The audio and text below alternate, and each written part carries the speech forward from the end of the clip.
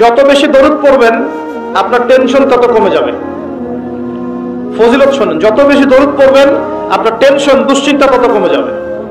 যত বেশি দরুদ পড়বেন আল্লাহ তত রহম করবে আপনাকে, আপনার গুনাহ তত মাফ হবে, আপনার নেকির পাল্লা তত ভারী হবে এবং মুহাম্মদ সাল্লাল্লাহু আলাইহি ওয়াসাল্লামের সুন্নতের উপর আমল করা আপনার জন্য সহজ হবে।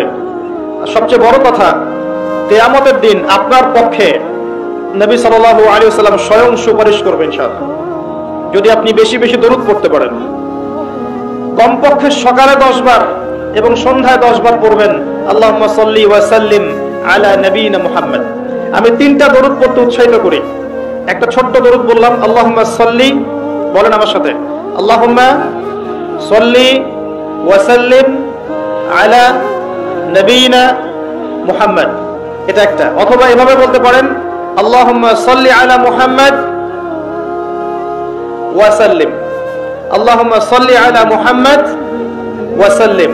অথবা যেটা আমরা পড়ি, আল্লাহুম্মা সাল্লি আলা মুহাম্মদ ওয়া আলা আলি মুহাম্মদ কামা সাল্লাইতা আলা ইব্রাহিম ওয়া আলা আলি ইব্রাহিম ইন্নাকা হামিদুম মাজিদ। আল্লাহুম্মা বারিক আলা মুহাম্মদ ওয়া আলা আলি মুহাম্মদ কামা বারাকতা আলা ইব্রাহিম ওয়া আলা আলি ইব্রাহিম ইন্নাকা হামিদুম মাজিদ।